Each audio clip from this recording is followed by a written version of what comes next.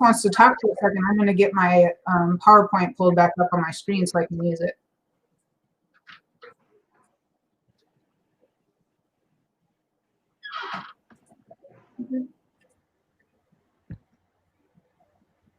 Yeah, so I know last week we kind of went into and we had really good discussion. I'm trying to remember last week, was there some that we kind of focused on more? I know emotional came up and spiritual came up.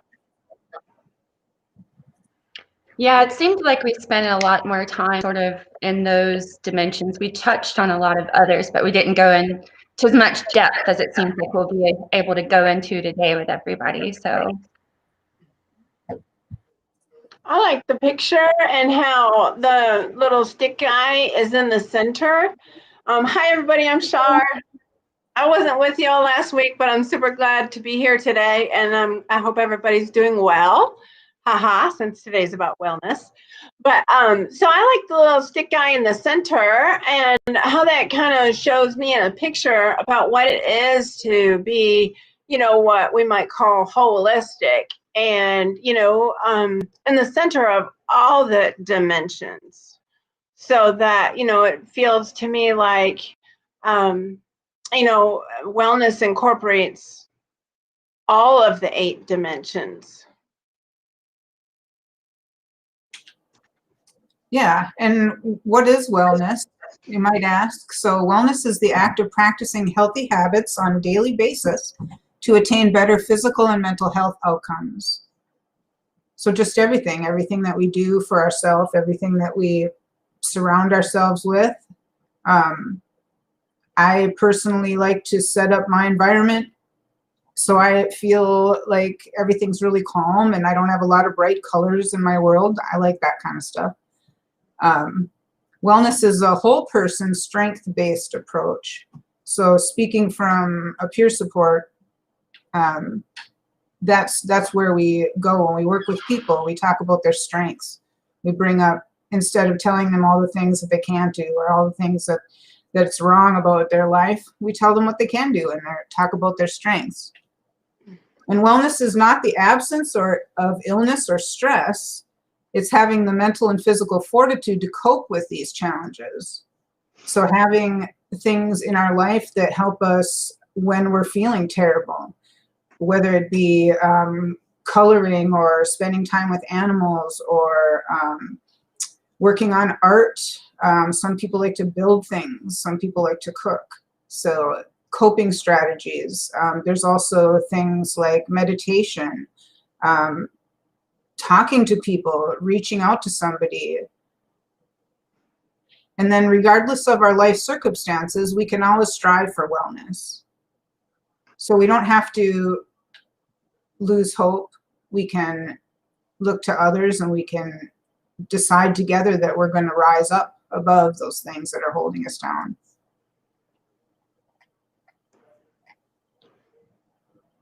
Right. Absolutely. I can relate to this. Again, I'm Shar, a person in recovery. And, I can say that today I'm living the best life I've ever lived. And I am also experiencing high amounts of stress in my life. And so, I can continue to strive to be well and to, develop more healthy habits. I have continued to practice some of those things that have, gotten me to this place in my recovery. I guess I'm like coming up on 8 years, which is pretty strange and fabulous all at the same time. Since it's been 8 years since I've used drugs or alcohol to change the way I think or feel, or been locked up.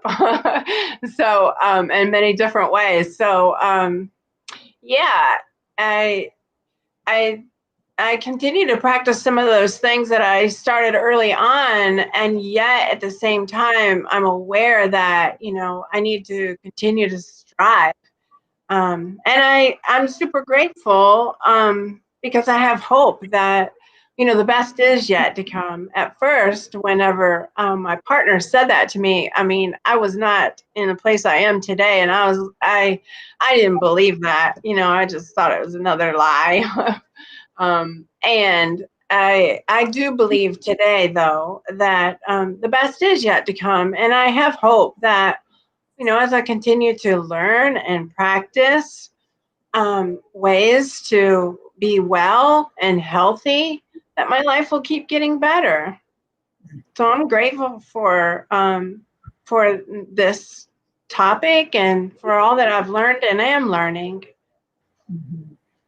I love that, Char. I just want to say too, I liked under the first part of the wellness in the previous slide where it was saying going essentially from surviving to thriving. Because like you were saying, sometimes when we're just sort of getting started on the journey, to think about all those 8 dimensions is so incredibly overwhelming. It's hard to fathom that, right, like that they could be in balance and actually help us, a little bit at a time. But when we're able to flip that switch and allow ourselves to be supported in the ways that we need and be active in that with those coping strategies and everything, it really does create this amazing, blossoming, thriving effect. So yeah, I love that.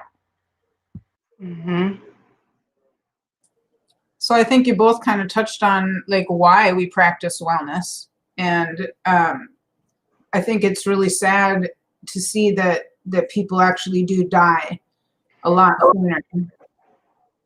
And that just hurts my heart to think that there's people out there that are fading away to nothing because so many things have failed for them. But yeah, I also got to see the other side of that and got to see some people get their lives back.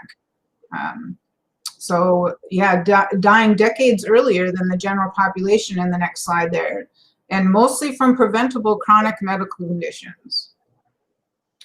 So some of those factors that contribute to premature mortality are like higher rates of cardiovascular disease. So, your heart, that's an important one, isn't it?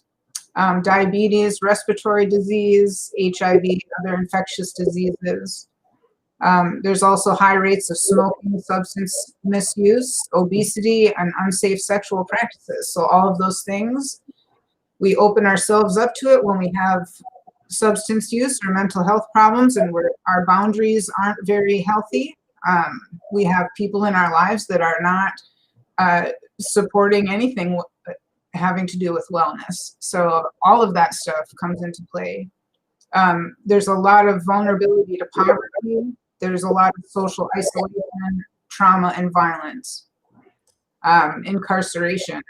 There's a lack of coordination between the mental health providers. So I don't know how many of us have experienced mental health providers that aren't looking out for our best interests. I myself, being in recovery from mental health, I had a doctor who basically did whatever I wanted him to do because he wasn't a stand-up person. And I was a person who, I took advantage of that. So that in my sickness, that's what I needed. I needed somebody who would do whatever I wanted. So between him and I, it really made a bad combination. So that needs to stop. We need to hold those people accountable, and we shouldn't have to worry about our loved ones getting help.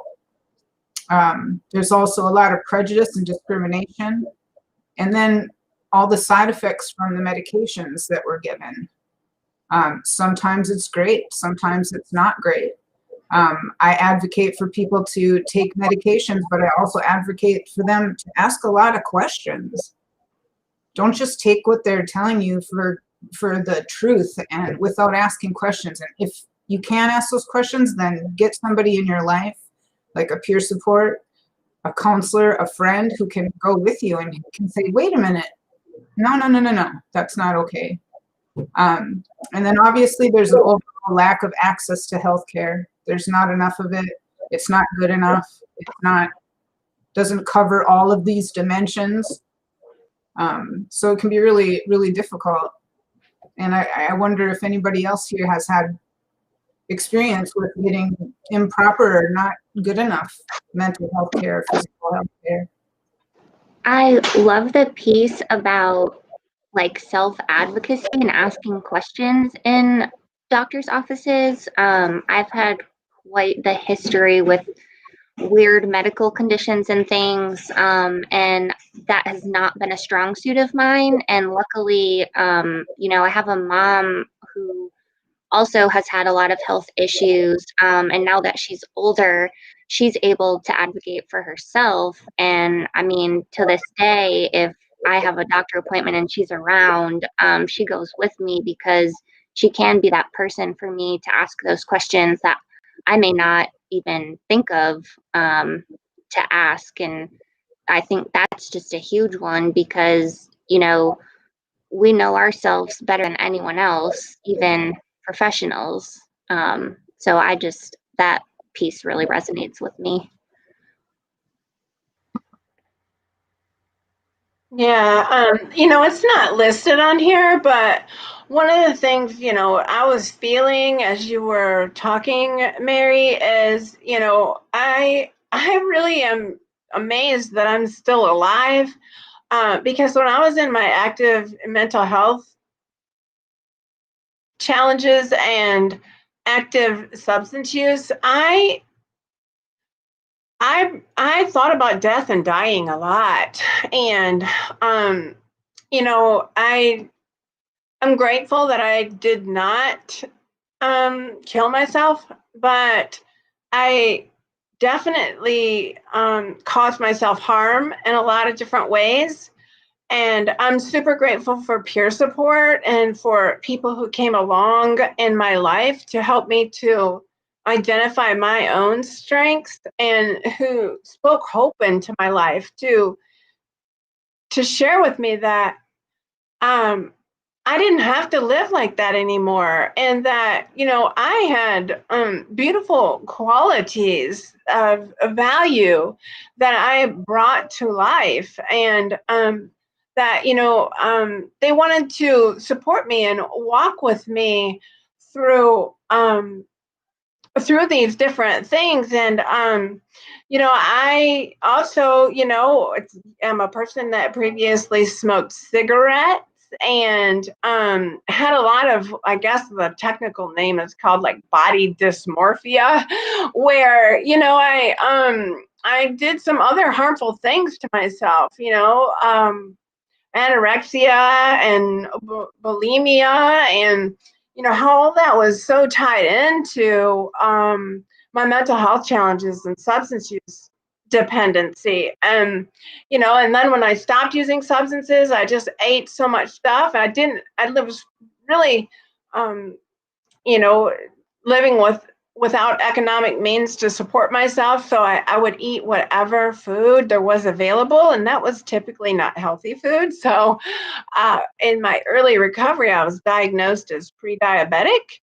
And so that's really how I became familiar with the 8 dimensions of wellness, because I realized how all these things come together to impact my ability to live and enjoy life. And I had to really put a lot of work into learning how to do a lot of things differently, and I just couldn't have done it without peer support. So I'm so grateful for Promise Resource Network, for these classes available to everyone for free, for the Warm Line, and for all the other amazing peer support specialists I have in my life that continue to encourage me and remind me that, I do have strengths and values, because I oftentimes don't see them myself. So, yeah, suicide's not on the list, but I think it should be. Maybe. Could be. Thanks for listening. We love you. Thank you. I love y'all too. All right. So you may ask, like, what can I do? What can I do to be well? And so let's get into these 8 dimensions a little bit here. The first one is emotional. we talked a little bit, actually a lot, about this one last week, Brianna, Ariel, and I. And a lot of the things we talked about were really some deep stuff and what we all do to try to keep our emotional wellness in check. Some of the things I talked about for myself was like avoiding the media, especially the last 4 years has been torture. And then, you know, today we have the comparison of the inauguration today, and I actually spent a little bit of time watching that. I was moved to tears many times. It felt really good just to hear some compassionate words spoken. Whatever your political beliefs are, you do you. But it was just nice to hear some of that stuff. So for me, that was uplifting. I talked last week about allowing myself to cry openly. We talked a lot about laughter on the other side of that because we really got into the tearful stuff. So laughter is super important to me. I watched YouTube videos. There's a few that I particularly follow that just crack me up. I mean, and I very rarely will laugh out loud at a movie or something like that, but there's some stuff on there and it's so good for me to do that. And then connecting through other people through service work and through my jobs, through Promise Resource Network, through Cooper East where I work. So just keeping that connection, that flow going with other human beings, and then advocating for myself more. Every time I speak up for myself, I feel just a tiny bit better about myself. And that's super new for me. I learned to use my words from Miss Shar. I've always been able to speak fluently, but it was never about myself and it was never to help myself. So changing that around has been makes quite a difference. So yeah. How about you, Bree? What do you do about your emotional wellness? Oh, well, I see some of the things that are up there. I do a lot of that. Writing, I'm a creative person, and ever since I was a little girl, that was sort of an outlet for me, for how to recognize what it was that I was feeling. Sometimes it would just be, you know, the same word over and over, but whatever I needed to get out and purge. So journaling is a part of my daily practice, so that I can kind of check in. And sometimes I even go back every so often. I'll pull out my giant box from the last 12 years and flip to different times in my life and see just how now, you know, things are so much more different, but I still have some of those feelings. Like it says, it's more than feeling just happy and accepting that you won't feel content in it all, and understanding there's going to be struggles and challenges in life, and it's hard. And when we have these sort of coping skills, it really does make it easier to acknowledge and accept and work with it. I've done various types of talk therapy. Some was unhelpful, depending on the person, kind of talking about, you know, people we had in our lives and those, you know, doctors and stuff that focus more on the diagnosis and less about the humanistic part and what healing really meant. So I'm grateful that in the last 5.5 years, I had 2 amazing therapists, and I did EMDR, and that was really powerful for me. And then the being vulnerable piece, honestly, that's just how I've always been.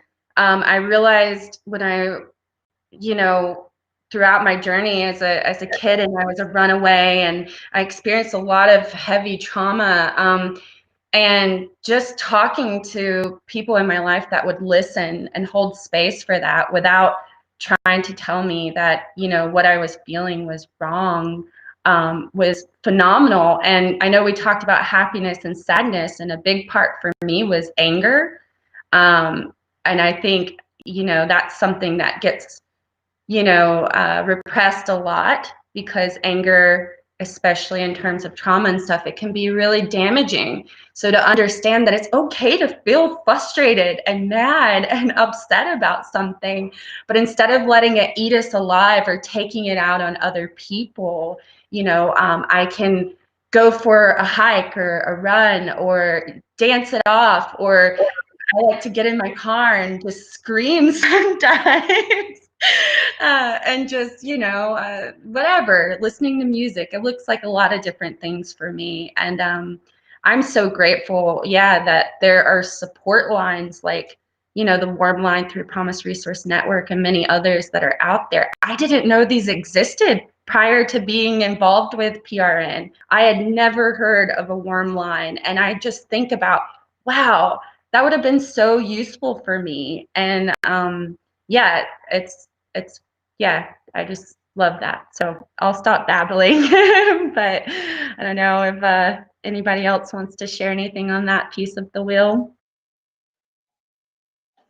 I would talk about the fact that, I grew up with a lot of alcohol in my home whenever I was small. And, I did a lot of work myself in recovery through Al-Anon. And, I realized that meant that, as far as feelings, like we didn't talk about them. We didn't tell anybody about it. I just learned to deny my feelings. And so, I was an adult. I was like probably, I don't even want to tell you how old, but I was old whenever I got introduced to this thing called the feeling wheel. And I don't know if anybody is familiar with this thing, but it is like this circle that has, more feelings than I ever had any idea ever existed. And so I didn't know what I was feeling. I would just have this sensation come over me, and the only thing I could say was it just felt so uncomfortable, but I didn't know what that was, and I didn't know there was a word for it. And so it was a really an important part of my journey to explore that feeling wheel, to become familiar with those words, and then to hear other people say, I felt angry because, and I knew I felt angry because I felt it in my body in this kind of way. My jaws were tight and my fists were clenched and my heart was racing. I didn't know that, okay, when I experience these things in my body, that might mean I'm angry or I feel angry, because I didn't really think I had permission to feel angry. I thought that means that I would be bad if I had anger.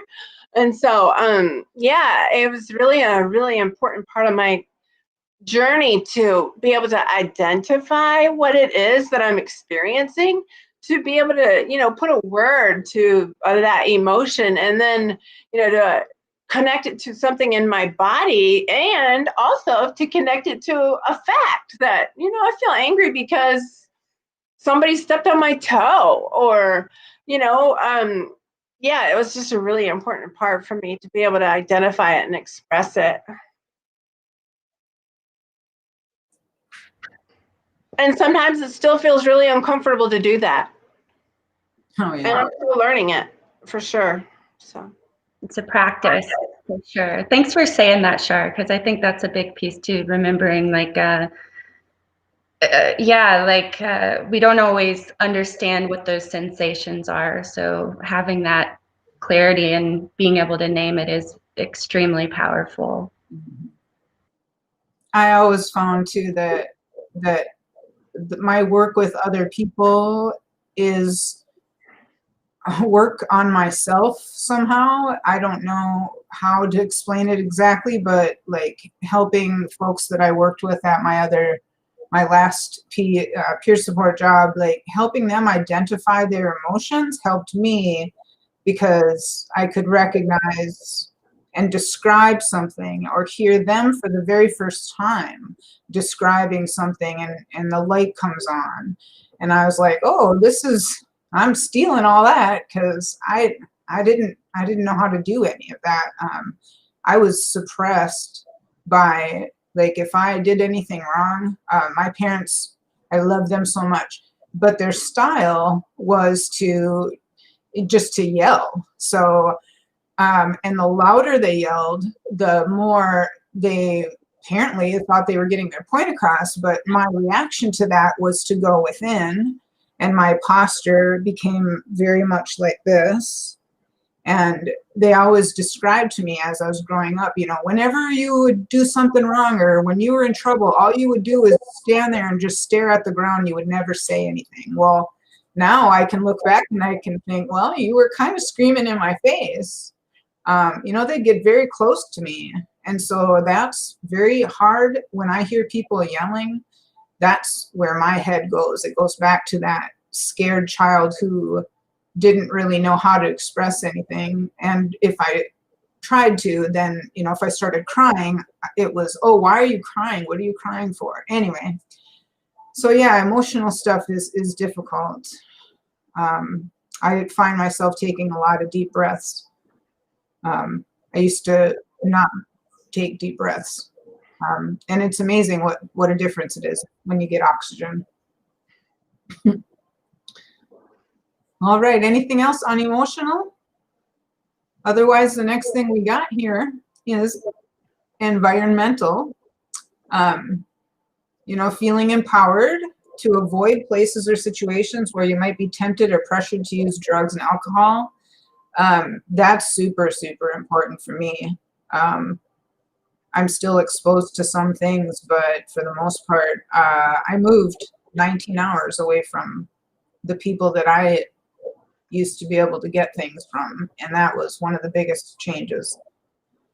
So, but then I also think that my environmental surroundings in my home are really important, and also at work. And so the places that I work have to feel a certain way. And if it doesn't, then I try to speak up and talk to the people that I work with and try to say, how can we do this stuff better? So I always think about the three things on the wheel for me: the occupational, the environmental, and the intellectual. For me, if those things line up, then the rest of the wheel kind of follows along. So I'm sure that, everybody has like 3 or 4 that are super, super important, and then all the rest of them kind of just happen automatically. It's pretty cool. Yeah, I never realized how important the environmental piece was for me. When I was younger, I had a lot of anger, and like Brianna mentioned, I used to journal a lot, and I think that really helped me get through a lot, but I didn't have control over my environment. I was very much stuck in places that I didn't want to be. And once I was old enough to kind of move, out of my hometown, I kind of just told myself I'm never going to be in an environment where I'm unhappy or I feel stuck. And now, I still kind of practice that, and especially my home, I really turn it into like my sanctuary. And when it starts to feel messy, I start to feel a little chaotic inside. And so, once I clean and like have everything organized, I just feel this sense of like peace. So for me, that's a huge part. And even outside of my house, just being in nature and having a quiet moment is just so important.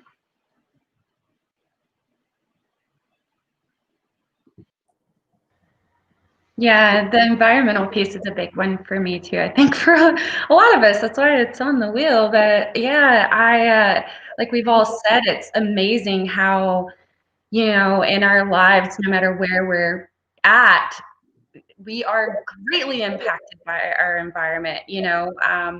Growing up in my life, we moved around a lot, sometimes multiple times a year.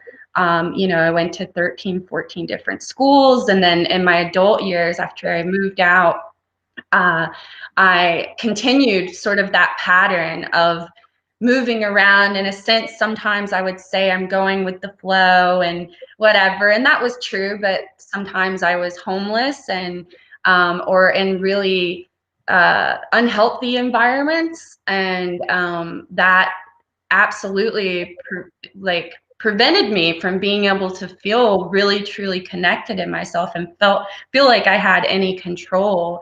So it is, like you said, Ariel, you said sanctuary and sacred comes to mind. Every day when I get up, I look around my home and I give thanks because I never have had this. And it's not like I have a fancy home or anything, but it's safe, it's stable, it's filled with love, and it's warm, and it has things that are reflective of that sort of energy that I want and I honor, because I don't want to be in a situation that is going to, affect me in a negative way anymore. Given as much control as I can have, anything could happen, but no matter what, I want to keep carrying that forward. And the workplace too, there were a lot of times, we get, and we'll get into that, I'm sure, later in the financial part, maybe a little bit too, but just, there were times I stayed in a job because I needed money to, survive. But the environment was toxic, and it was really impacting me, to, my moods, my depression, everything else, the things I turned to cope that were more unhealthy. All of those things greatly increased when I was in any type of place that wasn't supportive and relaxing and enhancing my overall well-being. Yeah.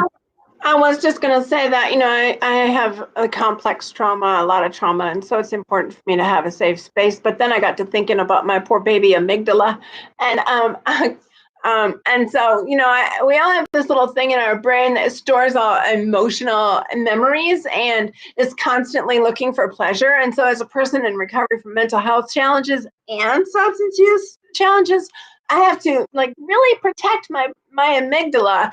And the way that I do that is to become familiar with what are some things in my environment that are triggering to me, and then do my doggone best to avoid those things, to protect my amygdala, because once it gets triggered, I have these physical responses that are outside of my control, and then it could really cause me to go in a tailspin. And I've worked really doggone hard for my recovery, and so I do what I can to really protect my amygdala, going down, avoiding the different aisles in the grocery store, being careful about how I expose myself to different types of people, and just making sure I always have a safe space to retreat to. So if I do begin to feel unsafe, then I can go there and be okay. Breathe. So Yeah, it's big time important to change your environment. I don't know how many times at work where somebody's really emotionally not doing well, and one of their first things on the list of things to do for somebody is to change their environment. So taking them from wherever they are, even if it's just out the door or around the corner, to a different space. And fortunately at my job, we have a lot of that kind of thing. We have a lot of spaces like that. We have the animals and all those things, and the gardens and the greenhouses. And so that's really helpful to some people and to myself, to just change where you are.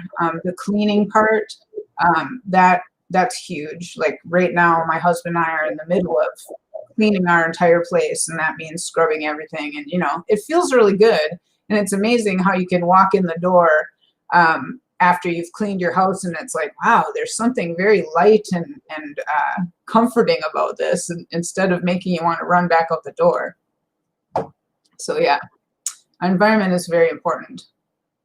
All right, so Bree mentioned the next one on the list here. We're talking about financial wellness, satisfaction with your current and future financial situations. And that can be really hard.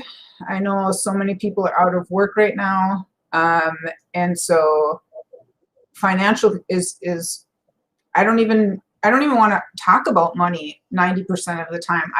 You just get me what I need, and that's it. That's all. So financial's a tough one right now, especially with businesses closing. I see there's a little note here that says that you can even help yourself by feeling grateful for your sobriety by calculating the amount of money you're saving.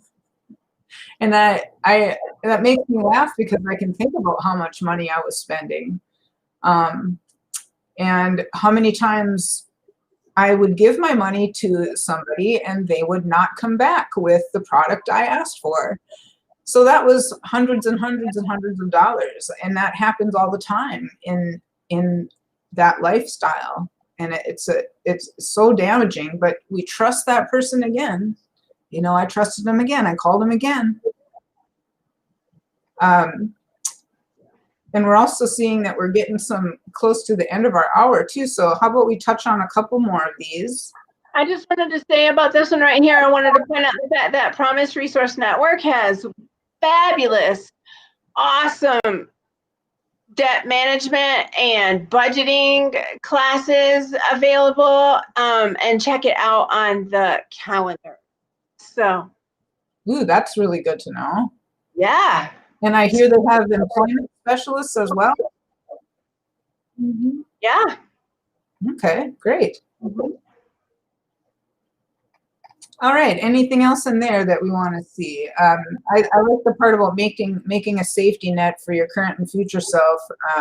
For me, that means saving money, putting little bits of money. I just found a $20 bill in my wallet that I forgot about. So that's how I save money. I just hide it on myself.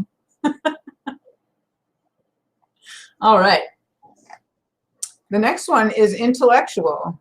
And in intellectual wellness, we're trying to recognize our creative abilities, finding ways to expand our knowledge and skills. So whether that be online classes with PRN or anything. I mean, I don't think there's anything you cannot find online to learn how to do. So that's really, going back to school, just learning something that you always wanted to learn. There's a big group of people at my other job right now that are learning how to knit. There's a couple real big burly guys that are sitting there with needles learning how to knit. And I will tell you that energy in that room changes when everybody's calmly knitting. And seeing these different types of people that aren't typical knitters knitting, that's the best part.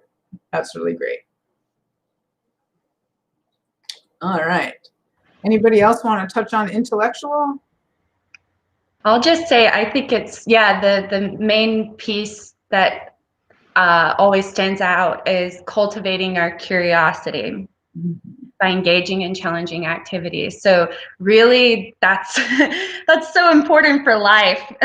Life, again, full of challenges. But when we meet anything with an open space of curiosity, it really does, I mean, just transform everything. And I think especially in light of the last year and as we transition into a new political environment, it really is important just all around for us as individuals and collectively to really try and to just stay open to new ideas and possibilities. And yeah, I don't know. That's what comes to mind. Yeah, there was a lot of that in today's inauguration stuff about listening to each other and just being open to other people and putting down all the differences and stopping this hair trigger reaction to everything. Just acting and reacting instead of thinking and loving and coming from the heart and all those things. Definitely. All right, after that, we have occupational. And everybody needs to have some personal satisfaction from the things they're doing every day, whether it pays your bills or not. I know that it's important for me to have 40 hours a week. So I know how much money I have coming in. I know how much I need to make. And I also know that the work that I'm doing is meaningful. I'm helping other people. I'm giving back. I'm building my own sense of value and self-esteem back up. I'm getting back into music, different things like that. It can also be volunteering. Those types of things are super important. We touched on this a little bit last week about making things for other people. We have a person who watches all the time, Miss Sharon. She makes walking sticks for people. So just that kind of stuff. Helping your neighbor, mowing their lawn, feeding their horses. I say that because I live in Horseville. Mm-hmm. And now's the time to plug the Supportive Employment Department at Promise Resource Network. And if you're interested, yeah, go Ariel. And there's the phone number you can call and talk to Kim Porter, and she will help you get a referral so that we can help anyone who's interested in exploring how to add, meaning and value to our lives through finding something meaningful to do, like Mary just talked about. She finds joy in being able to do the work that she does. So that's the idea, that we'll be excited to wake up in the morning because we have something to look forward to. Ariel, this is your thing. I don't know if I didn't mean to talk. It's your thing. Oh, no, it's okay. I'm glad you mentioned it because, I wasn't even thinking about that. But yeah, just real quick for anyone who's watching and is kind of looking to, start a career or find your passion.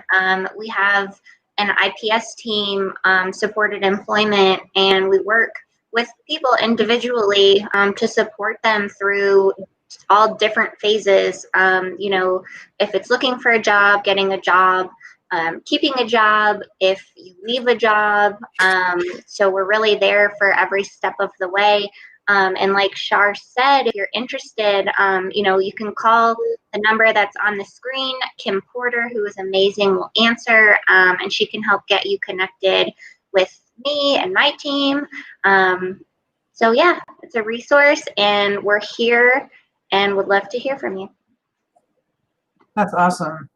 I know that I worked with some people who worked like a supported employment type job, and it was neat to see them helping people who had never had income, or they had such a low income and then they had this extra money and it was just like Christmas every day when they got a paycheck. So it's so important just to have a little bit. I got a question, Ariel. How much does that cost? How much does that cost if somebody wanted to call and get some support from you in this area? How much did that cost? $1 million. I'm totally kidding. It's absolutely free. There's Hey, no. Really? Yep, totally free. That's my kind of price. I like free. Me too. All right, so the last few here. Our physical wellness, recognizing the need for physical activity, healthy food, and sleep. Sleep's a big one for me. I take a little bit of medication at night. It really helps. It slows my brain down. It stops all that noise, and I can actually sleep. And then food, the diet that we eat at my other job, where we eat all of our meals together, they feed us tons of vegetables. So I'm eating more vegetables now than I ever have my entire life. But that's good. And then there's a lot of physical activity at my other job. So for me, getting out and walking around, doing things on the farm, helping people learn where things are, how to care for the animals, all that kind of stuff is covered at my job over that way. I try to take hikes when I can. We do have a nice trail behind my place here that you can walk and go see a little waterfall. It helps to increase your mood. If you're feeling really depressed or really sad, this time of year is really hard. We have a lot of darkness. We don't have a lot of sun. It's chilly out, it's cold. So just, it helps to boost your mood just to get out of the house, take a walk. Sometimes it's good just to open the door, stick your head out there, take a deep breath of air. If it's just as simple as that, just doing that can really change things. Helps to increase your energy levels. And it also promotes emotional and physical wellness by moving. I do some yoga now. A little bit of stretching and all that stuff makes a big difference for me. I know that PRN offers some yoga classes, so that's really cool. Good. I've seen a few of those. They're very good. I did the same one. Oh, go ahead. Oh, you can go. Oh, when I was talking to you earlier about having found out that I was pre-diabetic in my early recovery, like I went to this thing at like the whole pre-diabetes health program at the YWCA, and I learned all about the relationship between food and mood. And oh my goodness, I didn't realize before then that there are all these little tiny things in our gut attached to our brains that truly affect the way that we feel. Like I had no idea that the way that I felt had anything to do with my digestive system until then. And so it's just amazing how our food and sleep and all these things kind of work together to affect our physical and mental health. And, you know, it's an ongoing challenge for me. Honestly, I mean, just seems like the chemicals are so tasty, even though I know that, you know, if I stay away from chemicals, I feel better physically and mentally. And my husband, for our anniversary, got me a bike, and it sits in my living room, and I still just look at it instead of getting on it. And so I do get on it sometimes, but not as much as I wish that I did. But, you know, just the whole need to increase activity is an ongoing challenge. So sorry for whoever I interrupted. Oh no, this one is super, super important for me. And I've kind of had a weird relationship with the physical aspect. When I was younger, I really got into running because it helped me. At the time, it helped me cope with things, but instead of actually dealing with things, I was quite literally running from them. And so I began to like over exercise and overrun, which became its own problem. And through, you know, recent therapy and work that I've done, I've been in this weird transition where I haven't, like, I like to run. That's pretty much my main form of exercise. But I've been in this weird transition where I haven't been running as much, and I've had weird feelings around that because I'm like, I know it helps me, but I also know I need a balance. And I kind of went through this period where I just like wasn't running at all. And just recently I've started to, you know, because I felt like I was getting in a bad habit of not running, like just being like, I don't feel like it, and sitting on the couch, which wasn't helping my mood at all. You know, and so recently I've really tried to tell myself, even if I go outside and do, you know, a mile, like it's going to help me. And, you know, a mile is better than nothing. I don't need to go out and run 10 miles every time I run. But for me, the physical aspect makes such a huge impact on my emotions and my mental state. Obviously it helps with, you know, the physical health aspect too, but yeah. Mm-hmm. All right, great, thank you. So after physical, we have social and spiritual. So those are the last two of our fabulous 8 dimensions of wellness. And the social part says that it's developing a sense of connection and belonging and having a good support system. So everybody has a different way of doing these things. There's no right way or wrong way. A lot of people are isolated now. And so there's a lot of stuff that's online. It's definitely not the same, but it's better than not speaking to another human at all. Attending meetings online. I know there's a ton of meetings that are going on online. Promise Resource Network has some. There's another place in Asheville that does online meetings. There's even peer support groups, which is really cool.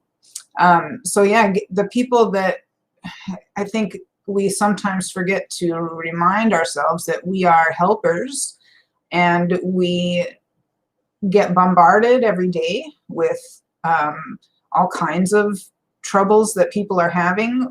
We put ourselves right in the thick of it, in the position to listen and to take all of that in and help that person process what they're going through.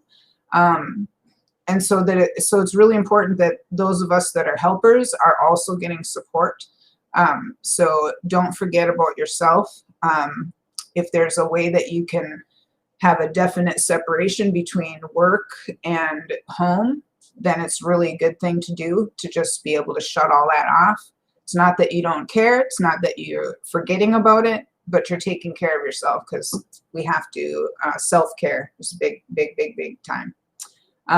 There's other recovery type groups online. There's things called Smart Recovery. And there's all types of support groups for people that without substance use. It could be depression, anxiety, Overeaters Anonymous, all those types of groups out there. PRN obviously has online classes. Sometimes it's good just to call somebody every day. Just call one person, and even if you don't have a conversation, just, hey, I'm just checking in, everything's good, just to have that connection, and checking in, having maybe a group of friends where you each connect with each other once a day, just to say hi. I haven't forgot about you. I love you. That kind of thing. There's also the PRN warm line. So we've been talking about that a lot. And that's 833-390-7728. And there's somebody there 24 hours a day. So anything that you are needing support with, just give them a call. There's always somebody waiting to listen to you, to hear you, to not judge you. Those are we don't do any of those things. We don't judge people. And we want people to feel good about calling. And even if you want to share a good thing, I always try to promote that peer supports also like to hear the success stories. What is working? What types of things are you doing? Tell us a success story. Tell us about a beautiful experience that you had supporting someone else. We love to hear that kind of stuff, because it gets really dark sometimes. And we need to hear the light stories too. Does anybody want to touch on social? After that, we have spiritual. I'll just say one thing that came up for me too with the social and the connection with all of that, obviously. Yeah, connecting with other human beings and hearing a voice and exchanging in that dialogue and sharing space is really important. And it's looked a lot different for us during this time. So yeah, I love also like podcasts, finding a good like podcast that enhances my well-being. I feel like I'm involved in the conversation with them. That really helps give me some of those things that like the classes and stuff also give, or just seeing somebody passing by on a trail. You know? It really can come from so many different places. Absolutely. All right, the very last one, last but not least, is spiritual. You know, it's expanding yourself, your sense of purpose, your meaning in life. Some people have a religious aspect to their life. Some people do not. Some people find spirituality in nature. Some people find it in caring for children, teaching. There's many ways that we can connect with our spiritual being. Searching for a meaning and purpose. For me, my meaning and purpose right now is to just help the people that I can. I try to stay home as much as possible because I can't go to my job after being out in public. That's just not an option. We're frontline workers there, and that is the biggest thing in my mind all the time right now, is just to stay physically healthy. And then staying connected with the world around you. That can be online stuff right now. There's so much of it. I really like the idea of the podcasts, because there are some stuff about spirituality that kind of connects with me. So I've been finding those types of things. reflective activities, you know, thinking about the things that are important to you, practicing the things that are important to you, surrounding yourselves with items that bring peace and joy and happiness and that have some spiritual meaning to them. Everybody has different things. I love Native American artifacts and feathers and dream catchers and drums, all of that. So I surround myself with those things. Also the colors from the medicine wheel, I always have red, black, white, and yellow wherever I am. So it makes me feel connected with that part of me. So it depends on where you go. What types of things do you guys do for your spiritual wellness? Well, I'm aware of the time, but I know that that's been really the strongest area of my recovery, is really connecting with my heart and learning to feel connected to my own being through my, through my heart, and connected to other people, having the ability to open up and to begin to trust and have compassion and empathy for other people. And for myself has really been the main focus of my recovery. And I begin early in the morning by taking in some spiritual literature and doing a journal and gratitude list, and then having my time in quiet where I can pray and meditate and just really get connected to the center of my being. I also like to go for walks on the beach. That's really important to me. Being outside and feeling the sun on my face and the breeze on my skin is really important. And you know what? Physical touch. I mean, I just didn't realize how important it was until it wasn't available. But these things are all very, very much spiritual in nature to me. And, this has been the focus of my recovery so far. And when I don't practice these things, woo, I feel really all disconcerted. Like I get back into negative thinking. It's just like, oh, gloom, despair, and agony on me. And I start, comparing myself to other people. I become really critical and judgmental toward myself, and I never measure up. And I mean, I just really spiral out whenever I'm not connected to the spiritual dimension of my wellness.